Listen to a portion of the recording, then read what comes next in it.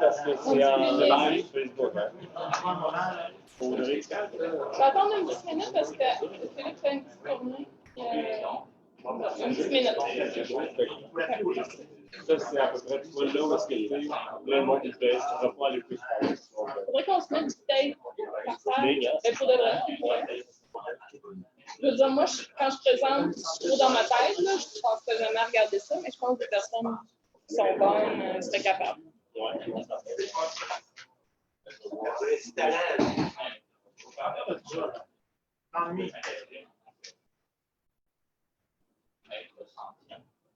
La seule nouvelle caméra.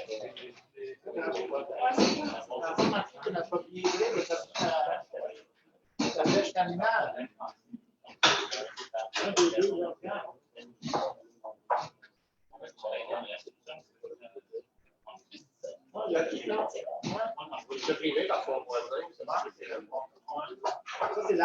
de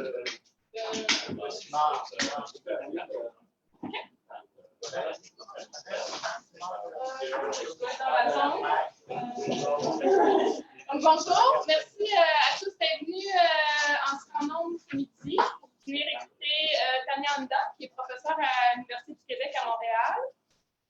Tania est professeure à l'UQAM depuis 2010 et ses intérêts de recherche tournent autour d'étudier les conséquences des changements globaux sur les processus écosystémiques. Donc aujourd'hui, Tania va venir nous parler, le titre de sa présentation est « Oser la simplicité pour aborder la complexité et traits fonctionnels des arthropodes pour prédire les interactions trophiques dans les sols forestiers ». Je te laisse la parole. Merci. Donc, merci beaucoup Audrey, merci Philippe de m'avoir invité. Je suis vraiment contente de finalement pouvoir visiter et vous voir tous. Je disais tantôt, c'est la première fois que je suis de ce côté dans cette salle. Je connais la salle uniquement de la caméra. Donc, un plaisir de partager mes travaux avec vous aujourd'hui. J'ai osé le mot complexité dans le titre pour faire un petit clin d'œil à Christian, mais c'est un prétexte pour moi de vous parler de processus complexes comme les interactions trophiques, les réseaux trophiques dans les sols. Et disons, je vous mens tout de suite, la simplicité, c'est potentiellement l'utilisation des outils, des traits fonctionnels. On a commencé, en fait, moi j'ai un parcours un peu transdisciplinaire, je suis formée comme botaniste, mais je m'intéresse de plus en plus aux arthropodes du sol et à comment ça peut nous aider à comprendre ces processus. Donc, pourquoi le sol? En fait, j'étais sur un panel hier soir où on nous a contraints de tout dire sur nos recherches avec une seule image. Et c'était l'image que j'avais préparée. J'ai été piger des images dans l'Atlas de la biodiversité des sols qui est paru il y a quelques années. Et les sols, rappelez-vous, soutiennent la vie. Donc, littéralement, vous le savez, toute la production primaire dépend d'avoir un sol qui est en bonne qualité, mais ce qu'on oublie très souvent, c'est qu'on estime qu'un quart à presque un tiers de la biodiversité terrestre à l'échelle planétaire se retrouve sous nos pieds. Alors, la majorité est peu connue. Donc, bon, je m'avance. Pourquoi? On sait qu'il y a toute une série de services écologiques très importants.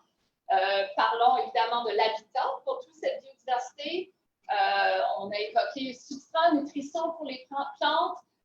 On peut penser aux différentes ressources pour les niveaux trophiques supérieurs, la régulation des pestes. Moi, je suis particulièrement intéressée dans tout le processus de la décomposition de la matière morte, le recyclage des nutriments dans le sol, mais on peut penser aussi en hydrologie aux diminutions de l'eau de ruissellement, l'infiltration, les réservoirs d'eau. Donc, c'est très important de valoriser aussi ces sols. Et si on pense à cette diversité qui est très peu connue, voici quelques chiffres, en fait. Donc, si on compare avec les plantes vasculaires où on estime, on connaît 90% de la biodiversité à l'échelle planétaire, quand on regarde, bon, ça c'est la macrofaune, hein, donc disons les ours polaires et toute la faune charismatique du sol, on est à peut-être, bon, les termites c'est exceptionnel, les fourmis peut-être la moitié, mais même les vers de terre, hein, juste 20%. Quand on va à la mésofaune, les colomboles qui m'intéressent particulièrement, on estime qu'on connaît 1/5 de cette diversité. Et évidemment, quand on rentre dans le mode microbien, et puis il y a plusieurs collègues qui travaillent là-dessus, on est vraiment dans une frontière importante de la recherche, une diversité hallucinante qui est présente. Donc, depuis que je suis maman, je lis un autre type de littérature également, en complément aux articles scientifiques. Et voici un livre qu'on avait sorti de la bibliothèque avec ma fille, c'est elle qui l'a choisi. C'était purement par hasard. Mais ce livre, il m'a vraiment fascinée parce que ça met les enfants, puis évidemment tout le monde, à réfléchir un peu à comment on choisit de catégoriser la diversité. Donc, vous savez qu'on a toute notre tradition phylogénétique, mais chercher l'intrus, en fait, on a déjà des traces, on peut penser qu'on a aussi cet esprit fonctionnel de catégoriser la diversité. Je crois que beaucoup d'entre vous connaissent le principe du trait fonctionnel, mais je me permets une définition si jamais il y a quelqu'un qui entend ça pour la première fois. Donc, quand on parle de trait fonctionnel, on parle de caractéristiques qui sont souvent morphologiques, mais ça peut être physiologique, phénologique. Quand on commence à penser aux animaux, contrairement aux plantes, on pense aussi souvent à l'aspect comportemental. Et bon, vous savez qu'on peut décrire, donc moi je me situe surtout comme écologiste à l'échelle de la communauté, je m'intéresse à décrire ces communautés. Donc, on peut décrire cette communauté d'arbres de façon taxonomique, mais je peux, par exemple, regarder juste la concentration d'azote dans les feuilles et je peux caractériser ma communauté aussi à une échelle fonctionnelle.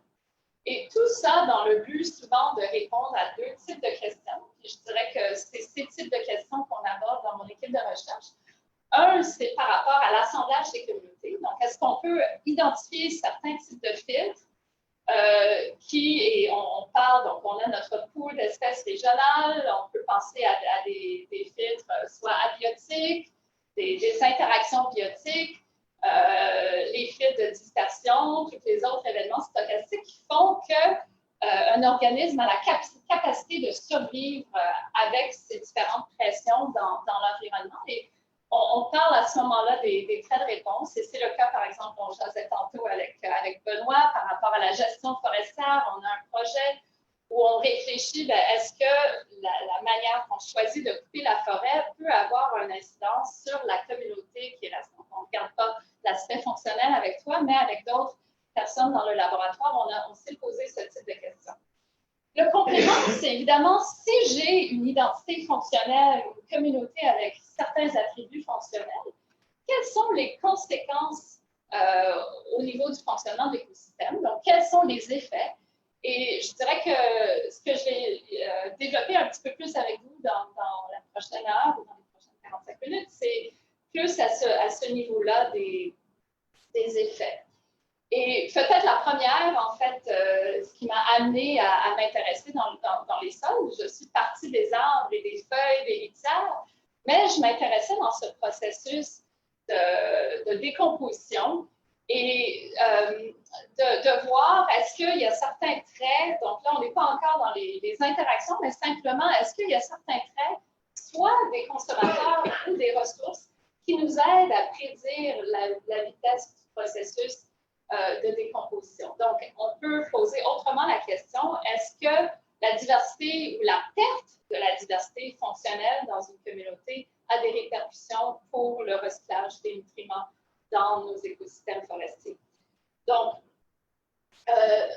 j'ai eu la chance de faire partie d'une équipe qui a fait un travail dans 5 types de forêts différentes, mais aussi en milieu aquatique, parce qu'évidemment, une feuille qui tombe, elle peut aussi tomber dans le ruisseau à côté, est sujet aussi à cette dynamique de décomposition. Et donc, on avait un protocole qui était sur un gradient latitudinal, en milieu forestier, en milieu aquatique. Et dans les deux cas, on a comparé le taux de décomposition dans des mésocauses, où on avait assemblé avec des communautés de litières en particulier. Et, dans ces communautés, on a travaillé avec des attributs différents, donc des caractéristiques de plantes fonctionnelles, soit des espèces fixatrices d'azote. Et dans chaque biome, on a choisi des essences qui étaient indigènes, présentes, des espèces qui étaient très peu récalcitrantes, donc décidues, mais qui se décomposent très rapidement, des espèces qui étaient décidues, qui se décomposent un petit peu plus lentement, et des espèces qui étaient sympervirantes. Et bon, comme on a déjà parlé, on a une diversité très importante de décomposeurs. Là, c'était plus difficile pour nous de manipuler les communautés comme on a fait pour les communautés litières. Donc, on a fait une manipulation passive. On a utilisé des tailles de mailles différentes, donc c'est comme de l'exclusion. Hein. Et avec ce mécanisme d'exclusion, on avait soit juste les communautés microbiennes, mais en présence avec la mésofaune, comme les collemboles, les acariens, ou ici, en fait, une communauté assez complexe et les détritivores, les prédateurs pouvaient rentrer. La manipulation, elle a duré jusqu'au temps, c'était comme process-based. Hein, on a arrêté quand il y avait 40% de la masse restante qui restait, parce que ça variait évidemment avec le climat. À ce moment-là, donc ça, c'est la durée de la manipulation. Et on s'est posé une question qui est assez classique dans les sciences de la biodiversité. Est-ce que le tout est plus gros, vaut plus que la somme des parties? Hein? Donc, on avait assemblé dans nos communautés toutes les monocultures, tous ces mélanges basés sur cette sélection des types de plantes fonctionnelles, et on a testé un effet net de diversité. Donc, qu'est-ce qu'on a trouvé? En fait, ici en haut, vous voyez l'effet net de diversité, et vous voyez qu'il y a un effet léger. Hein, c'est pas toujours consistant, mais overall, on a un effet qui est positif, léger, mais beaucoup moins fort que ce qu'on constate, par exemple, quand on mesure la production primaire dans des expériences de biodiversité. Mais si on regarde les différents composants, donc vous connaissez peut-être les effets de complémentarité, donc est-ce que c'est vraiment les interactions entre les espèces ou est-ce que c'est plutôt l'effet de sélection qui est la dominance d'une espèce avec un trait particulier?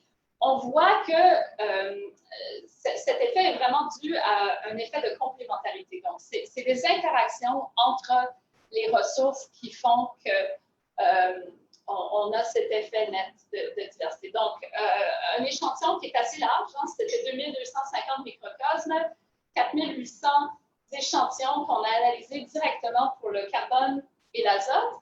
Et avec cette approche de plantes fonctionnelles, on était capable de décerner qu'il y avait une combinaison en particulier qui ressortait et qui était vraiment le driver qui expliquait cet effet net de diversité.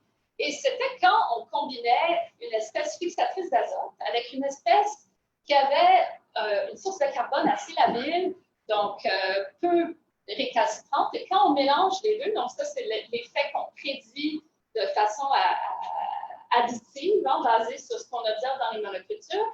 Et ça, c'est ce qu'on observe. Donc, on voit qu'on a cette interaction significative. Et on est allé creuser plus loin. Donc, étant donné qu'on a mesuré l'azote sur chacun des feuilles qui étaient présentes dans ces communautés, on a constaté qu'il y avait un mécanisme potentiel de transfert d'azote. Donc, ce qu'on constate, ça, c'est tout ce qui a été mesuré quand on mélange ces deux types de feuilles ensemble dans tous les écosystèmes.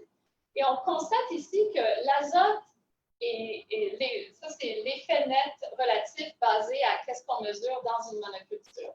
Donc, on constate une perte d'azote sur les espèces fixatrices d'azote quand ils sont combinés ensemble avec cette espèce. Et au contraire, ici, on constate un gain d'azote. Et donc, ça, c'est très intéressant. Ça nous suggère qu'il y a ce transfert d'azote à travers les décomposeurs. On croit que c'est les champignons. Il y a des études qui ont été faites par d'autres collègues avec des analyses isotopiques qui démontrent cette capacité de transfert à travers les champignons. Donc, quand on a cette diversité fonctionnelle particulière dans une communauté, peu importe si on est dans le subarctique, dans les tropiques, dans la forêt ou en milieu aquatique, on a, et malgré la grande diversité des champignons, on a une espèce de patron prévisible. Donc, on a une certaine simplicité malgré la complexité des différentes situations. Je rajouterais pour dire que ce n'est pas juste l'azote qui joue dedans. Avec ce même jeu de données, on a collaboré avec Pablo qui a fait des analyses structural-based structural equations, SEM, modeling. Et ce qu'on voit, c'est que c'est vraiment les nutriments qui ressortent, et particulièrement des micronutriments. C'est quelque chose qu'on trouve, donc c'est une différence. Souvent, dans la littérature de la décomposition, on parle du rapport entre la lignine et l'azote. C'est toujours les mêmes types de traits, mais peut-être il y a d'autres traits aussi.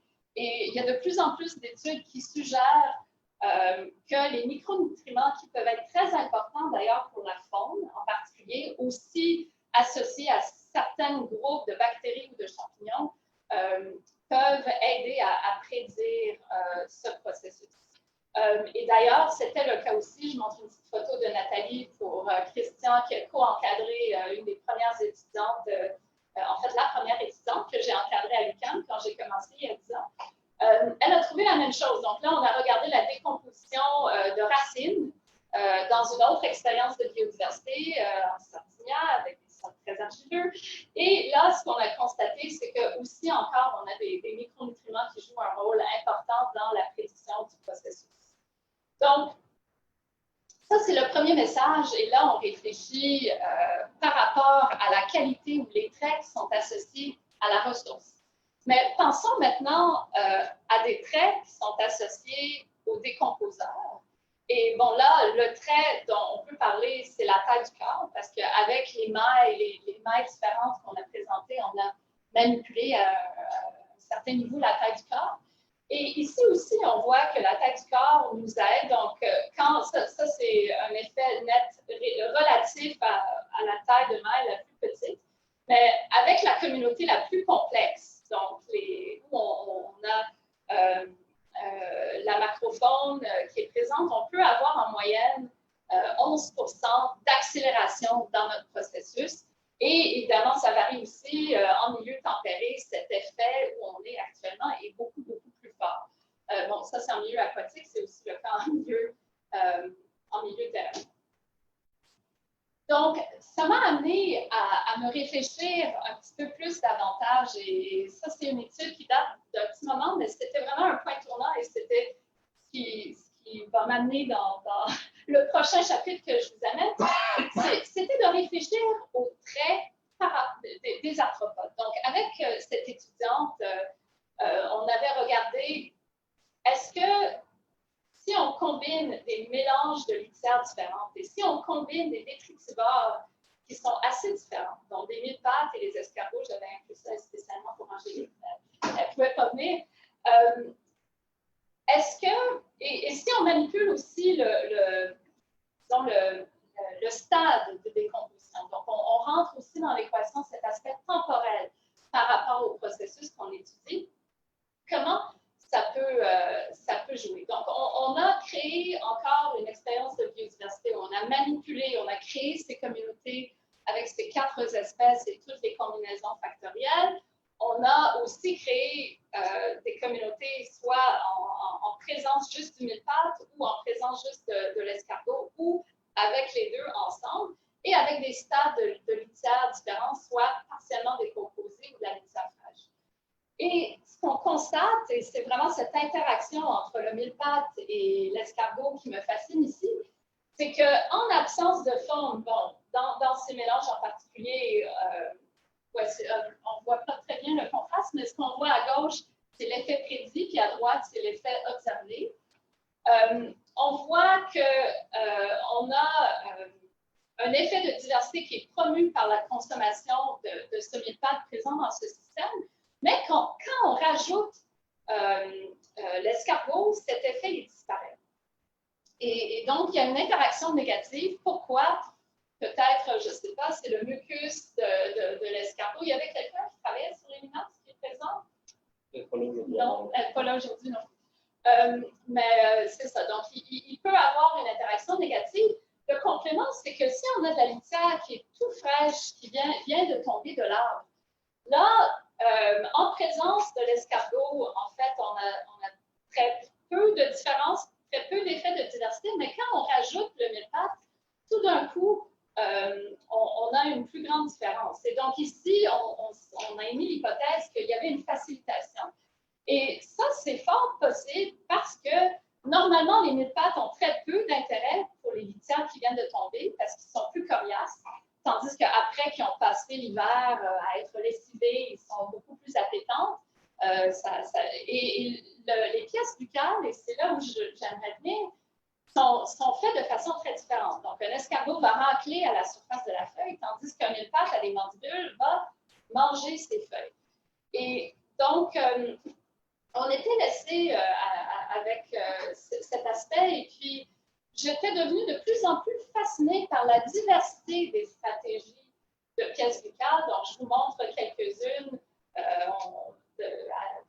des araignées jusqu'à la radule des escargots. On a vraiment une très grande diversité des pièces buccales, et ça, c'est bon entre taxons, mais même, vous allez voir, au sein d'un seul taxon, on peut avoir une diversité hallucinante. Et je me questionnais, est-ce que c'est possible que ces types de traits pourront nous aider à prédire les interactions trophiques? Et donc, qu'est-ce qu'ils vont manger? On fait ça, bon, avec les dinosaures, la paléoécologie, on regarde un peu ces pièces buccales pour essayer de deviner qu'est-ce qui s'est passé dans le passé. Mais est-ce qu'on peut étudier ces types de traits fonctionnels pour comprendre les réseaux dans les sols aujourd'hui? Et donc, bon, ça c'était un petit retour. Je me suis avancée pour enchaîner. Ça, c'est un petit retour sur la première section où, juste pour rappeler que la décomposition est fortement dépendante de la qualité. Hein, puis on peut identifier certains traits. On peut identifier certains traits associés aussi au consommateur, comme la taille du corps, et que, effectivement, peut-être aussi la stratégie d'alimentation ou ces traits reliés à l'alimentation peuvent être intéressants. Et donc, je me suis lancée dans cette aventure ensemble avec le doctorant Pierre-Marc Rousseau, dont la majorité des travaux que je présente vont figurer, mon collègue Dominique Ravel, qui est quelqu'un qui aime aussi beaucoup cette complexité que vous connaissez peut-être. Et donc, ça, c'est juste une image tirée d'un article que je trouve fort intéressant qui démontre comment on peut avoir des réseaux trophiques complexes. Et n'oublions pas Laura Raymond-Léonard, qui a fait sa maîtrise avec moi, qui a travaillé sur le test buccal des collemboles. Donc, l'idée ici, en fait, est venue en partie de travaux qui ont été faits avec des sauterelles sur des feuilles d'arbres. Alors là, on était au-dessus du sol, mais l'idée, c'est est-ce qu'on peut jumeler des traits de consommateurs et des traits de ressources. Donc, ce qu'on appelle le trait matching. Et ce qu'ils ont fait dans cette étude, c'est qu'ils ont regardé aussi les pièces buccales des sauterelles pour essayer de voir, est-ce qu'il y aurait, par exemple, une corrélation entre la force mandibulaire d'une sauterelle et l'épaisseur ou la dureté de la feuille, par exemple. Et est-ce qu'on peut utiliser cette règle pour prédire si la sauterelle est capable, oui ou non, de consommer la feuille? Donc, c'est le même principe qu'on a essayé de développer.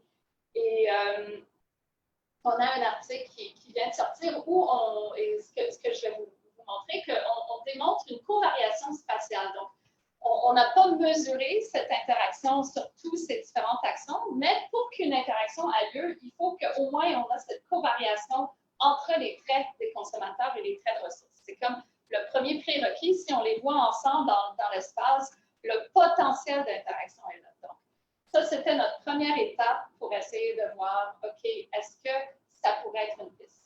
Donc, je vous amène dans la forêt temporée où vous êtes très confortable. Ici, ça va être plus proche de Montréal. On a eu 2 sites d'études dans les Montérégiennes, Mont-Saint-Hilaire, Mont-Saint-Bruno, où j'habite. et le mont Écho qui est juste à côté du mont Sutton. Et on est allé échantillonner en fait toutes sortes de litières. On a pris toutes les litières qui étaient présentes autour des pièges fausses où on a piégé nos communautés d'arthropodes. Alors, on a eu des pièges dans ces sites. On a essayé de travailler aussi dans des peuplements qui étaient différents, soit dominés par l'érable, dominés par le chêne, dominés par Fagus, par le hêtre. Et au Mont Écho, on avait aussi un gradient qui nous permettait d'inclure certains conifères. Et on a échantillonné parmi les détritivores, donc ça c'est notre premier jumelage de consommateurs. On a regardé les détritivores qui sont végétariens, qui mangent juste le détritus, et on a regardé leurs ressources. Donc on avait 13 espèces d'arbres et on avait 16 espèces de mille-pattes, 4 espèces d'isopodes et un effort d'échantillonnage assez impressionnant. Chapeau à Pierre-Marc. Et pour chacun de ces cas, on a émis des hypothèses par rapport au jumelage des traits. Donc, encore une fois, est-ce que la force de la mandibule est associée, par exemple, à la dureté de la feuille? Est-ce que l'ouverture, le gape, la capacité d'ouvrir, va être reliée à l'épaisseur de la feuille? Est-ce que la force des molaires est peut-être, qui on sait est utile pour extraire de l'eau de la feuille, peut être relié à la capacité de rétention de l'eau dans la feuille, le dry matter content de la feuille. Donc, à chaque fois, on a émis des hypothèses comme ça. Et pour les interactions des prédateurs et des proies, on a fait pareil. Donc là, on a misé sur les carabes, sur les araignées, les opiliones, aussi avec une bonne diversité d'espèces. Et on a mesuré les traits pour ceux-là. Eux, comme proie, ils mangent toutes sortes de larves qu'on trouve dans le sol, mais ils mangent aussi les isopodes et les diplopodes, et donc on a mesuré aussi les traits sur ces organismes comme proie potentielle. Et ici, on avait des hypothèses par rapport au volume du corps. Donc, on présume qu'un prédateur qui est plus grand va avoir la capacité de consommer une proie qui est plus grande. Encore une fois, la force mandibulaire ici, au lieu de mesurer la dureté de la feuille, on a mesuré la dureté de la proie. On a percé avec une aiguille pour comprendre quelle est la force nécessaire de percer cette proie. Et puis, l'avantage mécanique, la capacité de... Donc ça, c'est une propriété aussi des mandibules, de comment on peut déployer pour gérer la proie. Et là, on l'a corrélé, on a testé la corrélation avec l'épaisseur de la proie.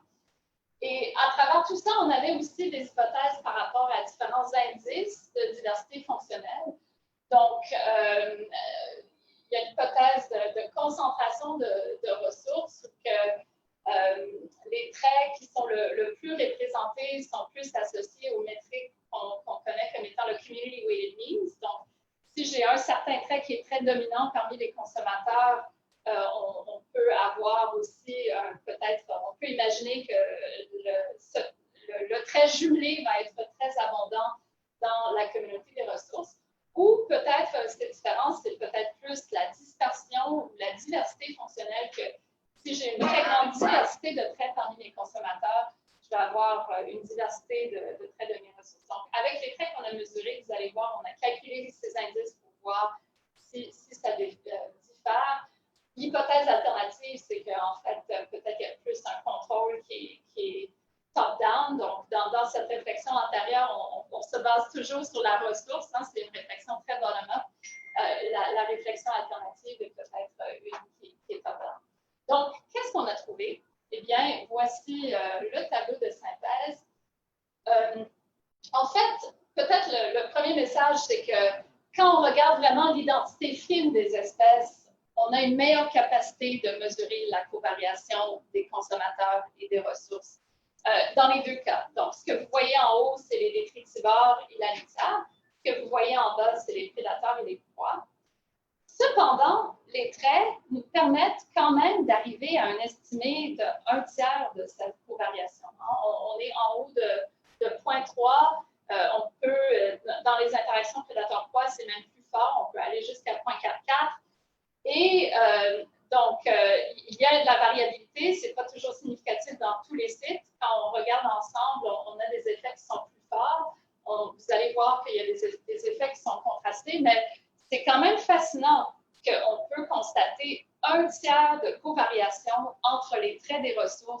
des traits de consommateurs basés sur ces règles très simples qu'on s'est données de jumeler ces traits.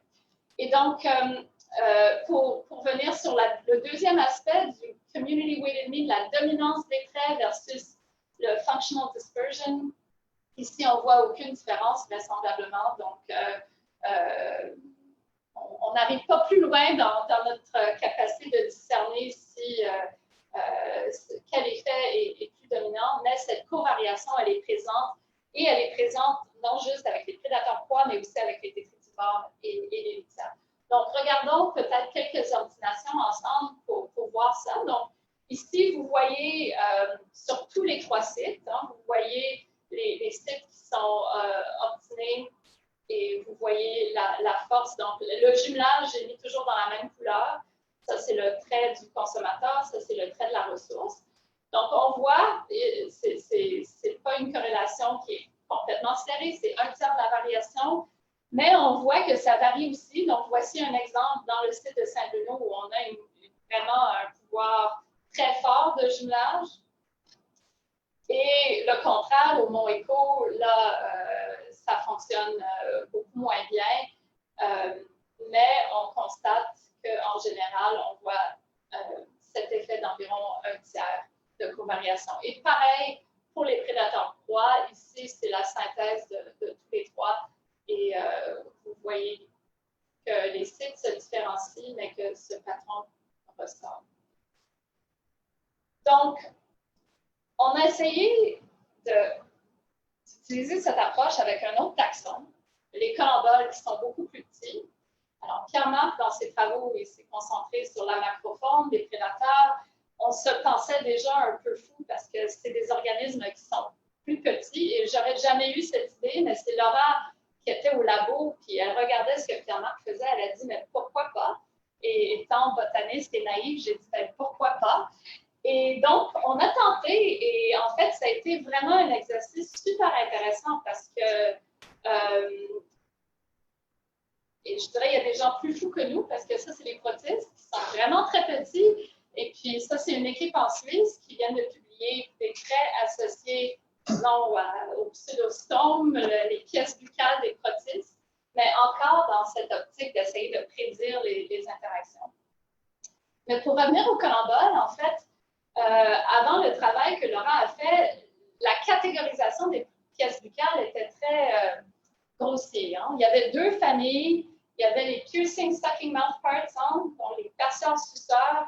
Et puis ici, vous voyez la mandibule, vous voyez les molaires, tout petits. On disait toutes les autres, bon, c'est sûr, avec les pièces les mandibulaires et donc des chewing mandibles, mais on ne différenciait pas. Et Laura, elle regardait ça, elle disait, mais je regarde les structures, là, puis c'est fou. Ils sont tellement, tellement différentes. Je crois qu'il y a une résolution plus fine qu'on pourrait amener si on regarde ça.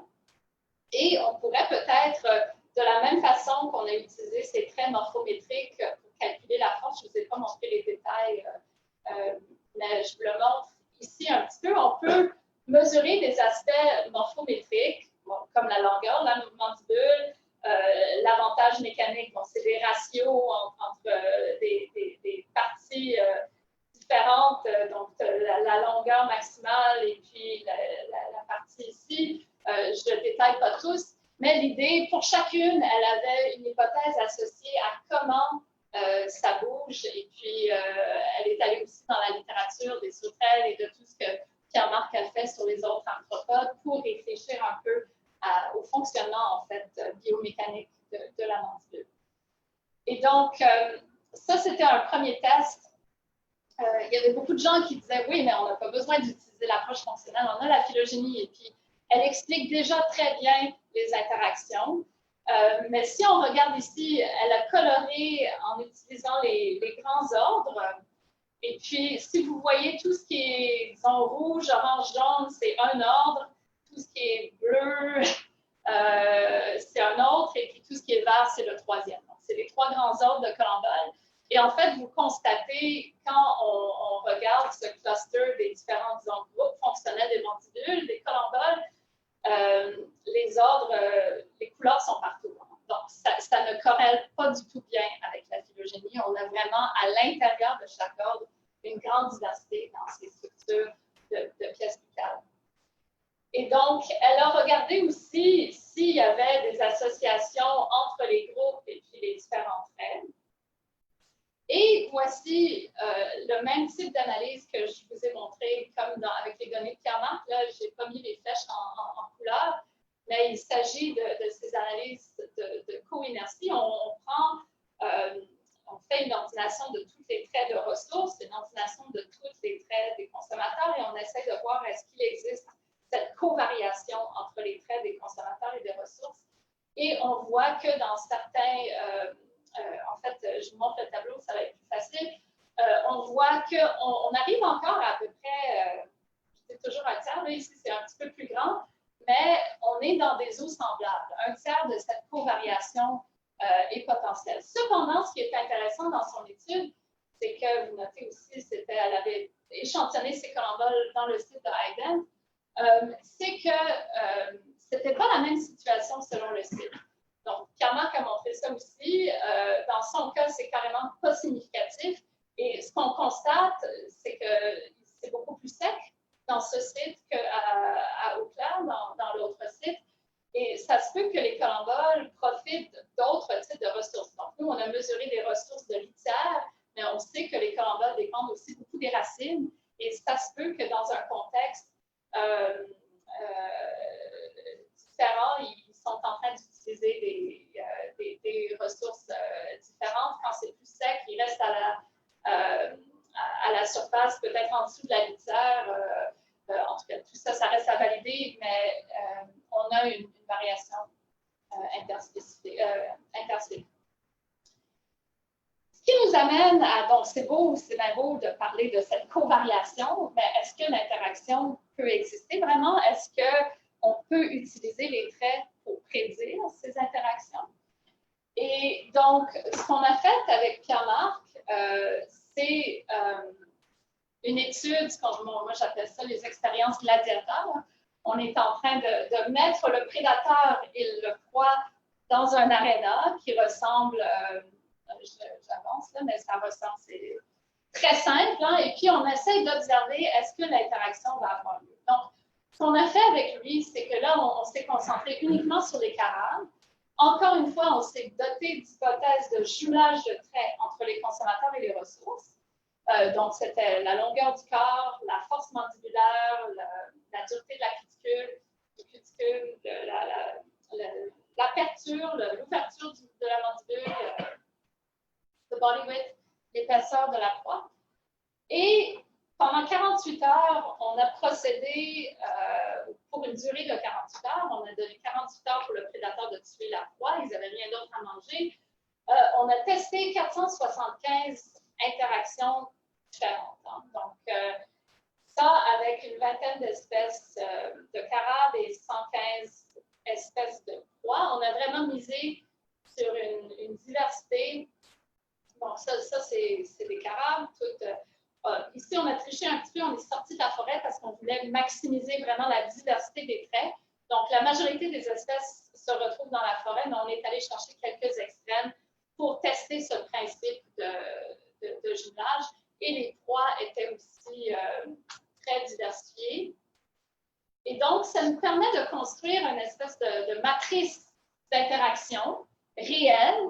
Donc, à chaque fois que la proie a tué le prédateur, on a une petite case qui est verte. Quand la proie n'a pas réussi à tuer le prédateur, la case est rouge. Et bon, évidemment, il y avait plein de cas qui étaient blancs où on n'a pas été capable de tester toutes les interactions. Mais ça nous a permis de bâtir un modèle hein, où on prend l'information sur tous les traits de ces carabes, tous ces traits des proies, et ça, c'est les données qu'on est allé chercher dans l'autre chapitre que je vous ai présenté avant. Donc, on avait mesuré tous ces traits, on les a jumelés, on a pris l'information aussi sur les interactions observées. On a rajouté quelques règles, donc, ou quelques contraintes de plus au modèle. Donc, c'était parfois, disons, des interactions qui étaient documentées dans la littérature. Donc, ça nous a permis de compléter un petit peu la matrice. Et parfois, c'était ce qu'on appelait des forbidden links. Donc, c'était vraiment des situations qu'on jugeait comme étant impossibles. Par raison,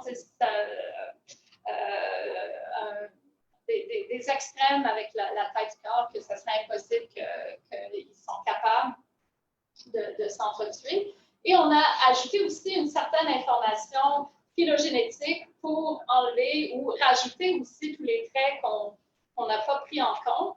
Donc, ça, on a joué là-dedans aussi. Et puis, après, on a comparé, en fait, ces deux modèles. Ce qu'on a vraiment observé avec ce qui est prédit, on a comparé ça aussi avec des modèles nuls. Et vous avez ici le tableau de synthèse. Et avec des métriques différentes, je vais vous expliquer juste globalement. Ça, c'est un peu la capacité générale et de prédire l'interaction positive. Donc, quand la proie, excuse-moi, quand le prédateur a tué la proie, et ici l'interaction, l'échec. Hein, donc, quand le prédateur n'a pas tué la proie. Et en fait, la première chose, je vais vous inviter à regarder ces deux colonnes, c'est que vous voyez, donc ça, c'est notre meilleur modèle. On voit qu'on est beaucoup plus fort pour prédire la capacité du prédateur à tuer la proie qu'à prédire la capacité d'un prédateur de ne pas pouvoir tuer la proie. Okay? Et ça, c'est généralisé. On le voit ici, on peut voir, on a une information sur les jumelages de traits particuliers, mais c'était quand même un aspect très intéressant pour nous, là. Le fait qu'on a ce biais et cette capacité de mieux prédire la capacité de tuer la proie est assez fort quand même. Donc, je dirais que ça nous amène à comprendre qu'il peut, dans la forêt, avoir cette covariation de traits des consommateurs et des ressources. Et puis, en utilisant une approche comme ça, assez simple, en jumelant des traits, ça peut nous amener jusqu'à prédire, au moins là, on a vu pour les carabes, on avait la capacité de le faire à travers nos expériences. Et donc, qu'est-ce que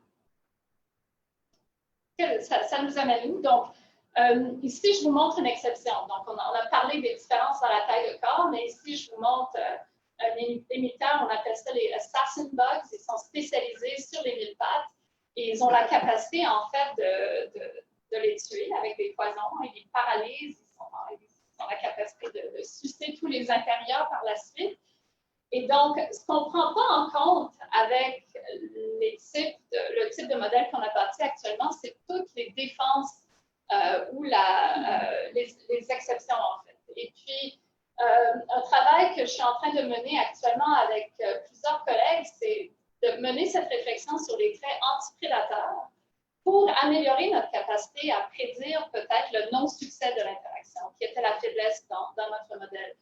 Donc, on est en train de réfléchir. En fait, la première chose qu'on a fait, c'est qu'on est allé dans la littérature pour voir est-ce qu'on est en train de documenter des traits d'antiprédation.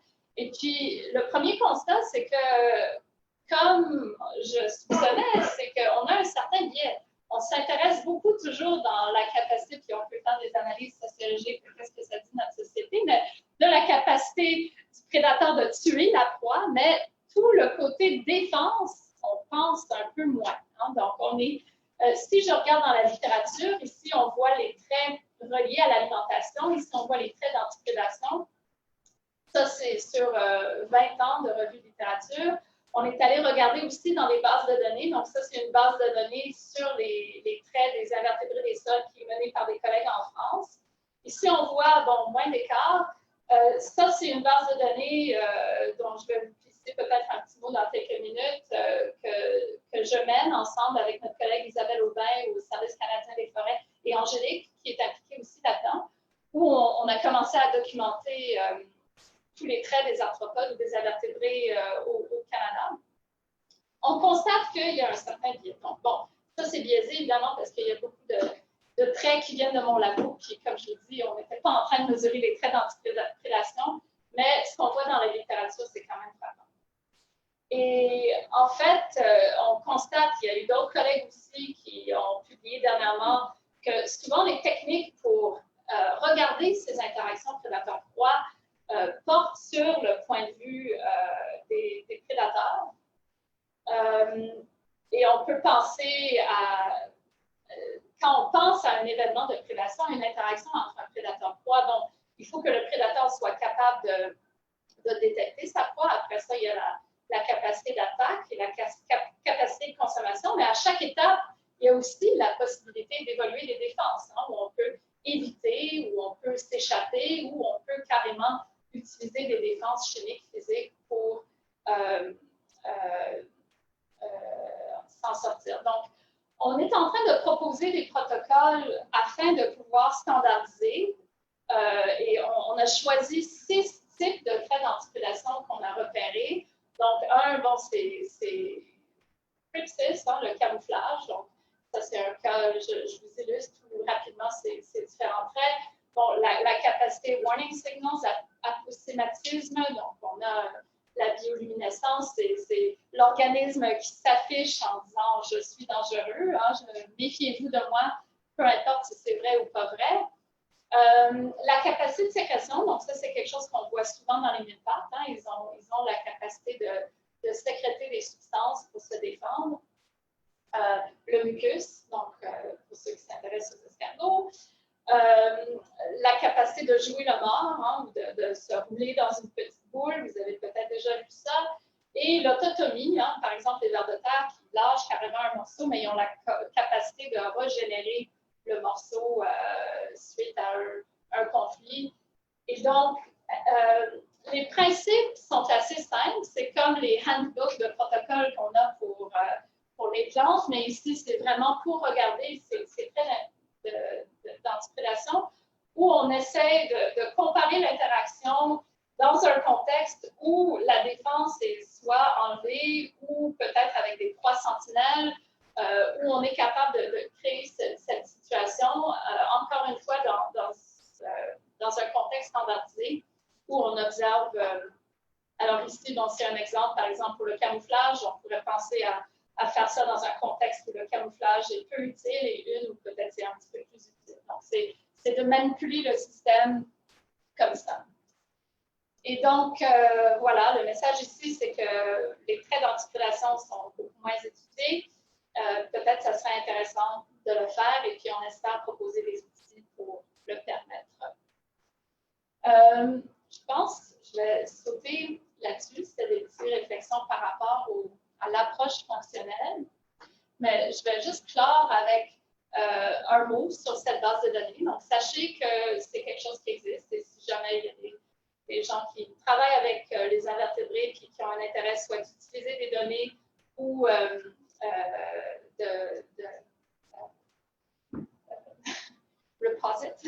de mettre leurs données, déposer, merci, leurs données. Actuellement, on a environ 400 espèces, une cinquantaine de traits. C'est logé avec ma collègue Isabelle Aubin au Service canadien des forêts.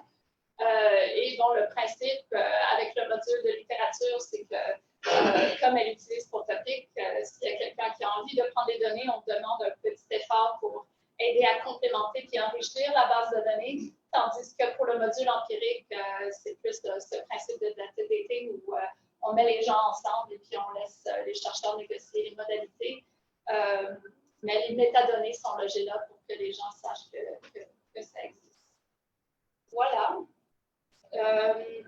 Et peut-être un dernier clin d'œil à ce que je suis en train de développer maintenant. Donc, grâce à mes collègues qui travaillent beaucoup en foresterie urbaine, je m'intéresse davantage sur le milieu urbain. Donc, ma prochaine, le CRSMG Découverte qui a été financé maintenant, c'est d'amener tous ces types de questions qu'on a abordées dans les forêts naturelles, mais de réfléchir un petit peu plus à quels sont les facteurs qui régissent les communautés de sol urbain et de mieux comprendre aussi les modes de gestion, de peut-être travailler pour, bon, évidemment pour les arthropodes, quand on enlève toutes les litières, toute la structure, c'est pas très favorable. Donc, est-ce qu'on peut travailler peut-être pour favoriser aussi cette biodiversité et d'étudier comment ça influence le fonctionnement des sols. Donc, c'est les perspectives en cours dans notre équipe dans les prochaines années. Merci beaucoup.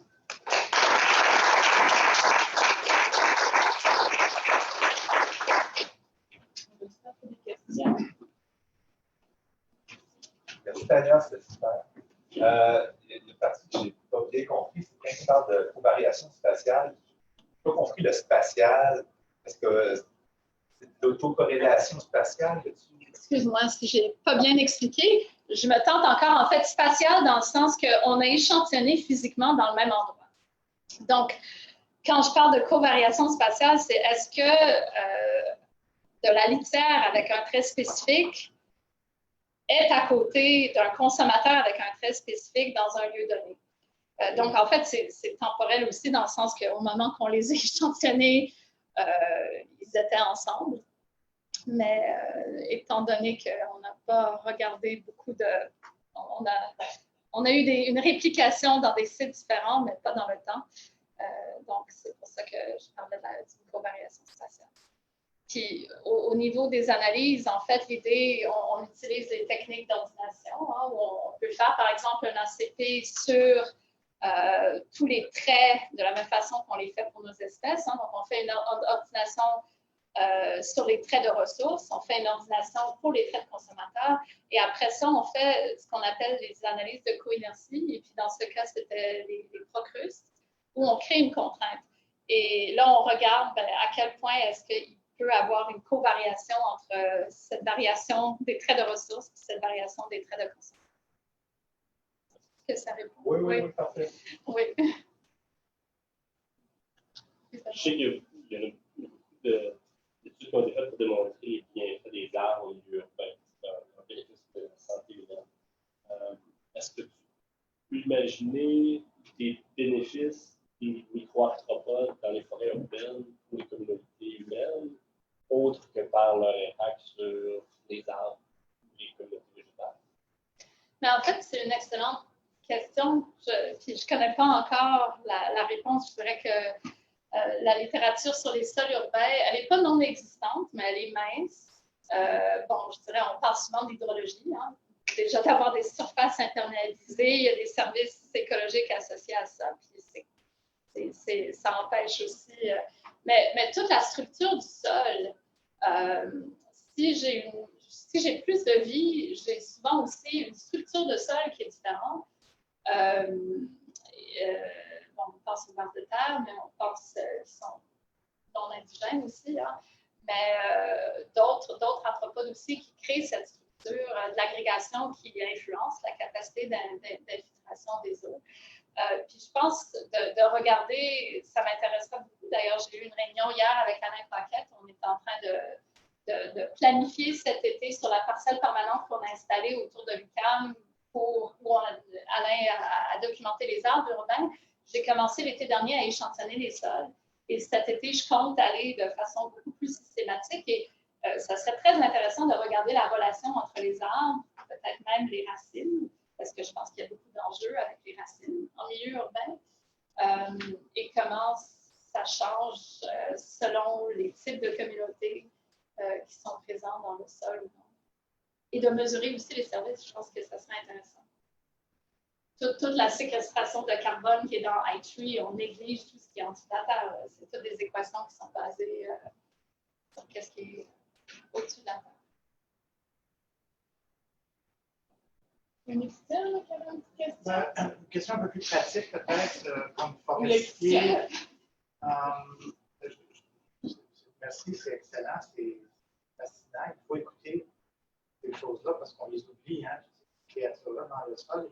Je me posais la question, quand on fait des manipulations en forêt, soit on fait des éclaircies, soit on est dans une érablière et on fait une plantation d'épinette blanche, on va aller chauler une érablière, ou on va aller fertiliser, ou dans le temps, mettre des résidus de cendre. Ça va avoir un effet important sur toute cette chaîne trophique-là dans le sol. Est-ce qu'il y a eu des études là-dessus? Et s'il n'y en a pas, quels seraient ces effets-là? Puis est-ce que les organismes ont on appelle ça, des îlots où ils peuvent aller se cacher, récupérer, Des refuges, ils reviennent facilement une fois que l'effet est passé. En tout cas, je me pose beaucoup de questions. C'est ça, en fait, aujourd'hui, je n'ai pas présenté tout le volet, disons, foresterie qu'on a fait dans notre équipe, mais je peux vous parler rapidement des deux étudiants que j'ai eus. Donc, Laurent Rousseau, on en parlait un petit peu avant, avec le retrait du bois mort. Donc, lui, il a échantillonné dans un dispositif expérimental où on a manipulé, on avait des forêts témoins, et puis là, on avait tout un gradient de manipulation de bois mort jusqu'au traitement de blading, où on enlève tout le bois mort, on retire la matière organique.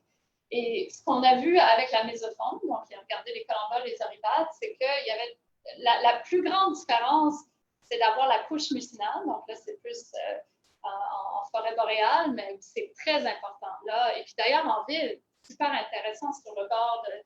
C'est souvent où, quand il y a le gazon qui meurt, tu as des mousses qui implantent, les gens n'aiment pas ça. Mais les collemboles, ils adorent ça. On a trouvé dans notre échantillonnage l'été dernier des populations très intéressantes. C'était, je dirais, le plus grand résultat. Tout le gradient de prélèvement de bois mort avait très peu d'impact, sauf quand on enlevait la couche organique, où là, c'était catastrophique.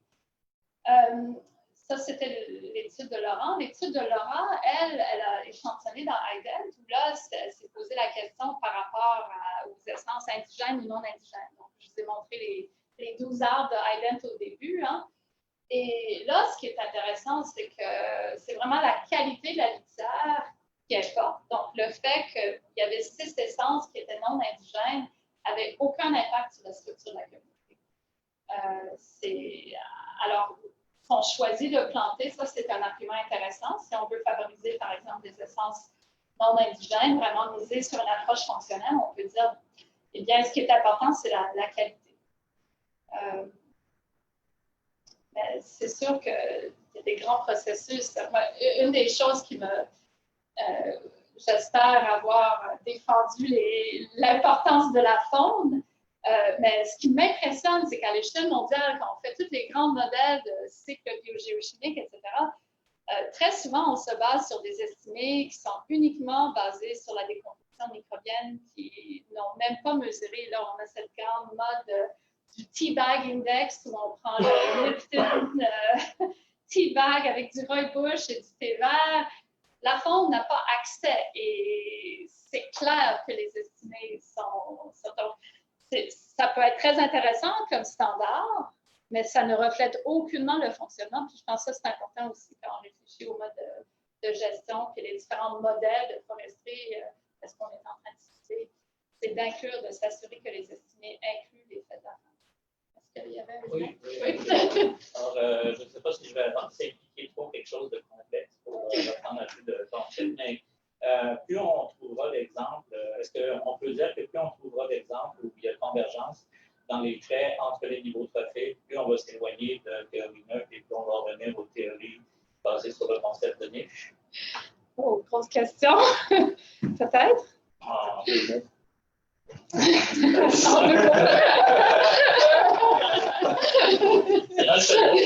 Question simple, mais on veut une réponse complète. Oh my God! Écoute, moi, je dirais ce qui me fascine avec cette approche fonctionnelle, c'est vraiment, est-ce qu'on peut avoir un pouvoir prédictif ou non? Donc, évidemment, bon, moi, je ne parle pas d'un principe neutre ici, tout à fait.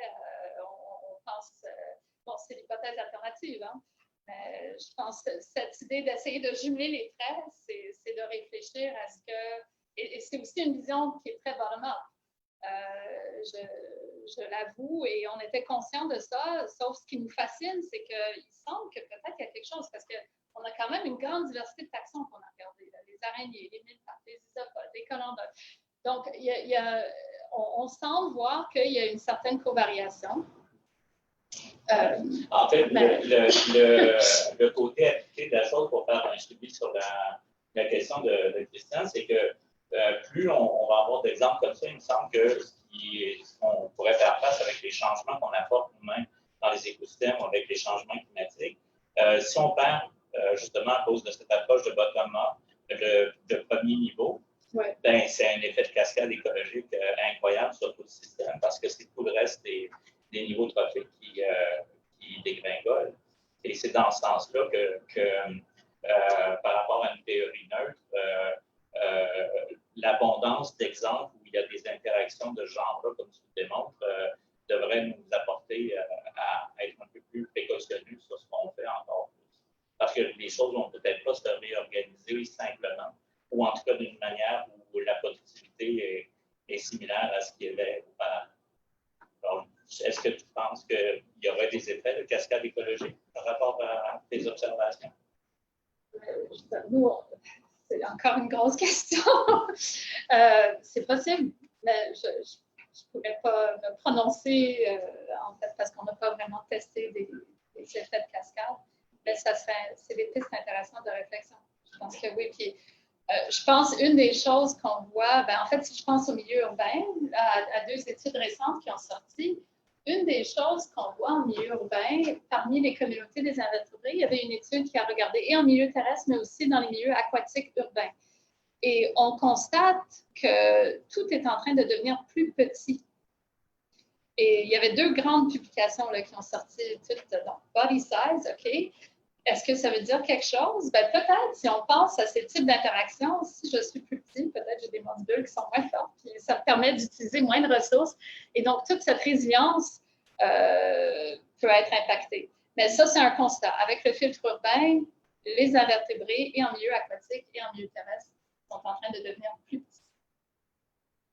Des espèces plus petites ou au sein d'une espèce? Je pense qu'on observe les deux. Je crois, dans ces 2 études que j'ai en tête, c'est plus au niveau des espèces, mais je crois qu'il y a d'autres études qui regardent aussi la variation intraspécifique. Puis, en fait, c'est intéressant. Il y a de la plasticité, il y a peut-être... mais... Je pense qu'il y a moins de place aussi cachée, mais on a des plus petits, vous pouvez les cacher. Peut-être les îlots de chaleur, surface, surface area to body ratio, I don't know. Il y avait une question. J'allais dire une dernière question. En fait, c'est pas une question, c'est en fait, c'est pas de promotion, parce que je m'intéresse aux masses. Moi, je vais parler des produits chimiques. Donc, j'ai des molécules intéressantes dans les masses. Justement, c'est fascinant ce travail-là. Je sais pas apprécier ces molécules-là, je pense qu'on prend l'apprécier des molécules. Je pense qu'on peut peut-être avoir des pistes de collaboration. Tu viendras dîner avec ça. Merci. Merci à tous. Merci à Tania.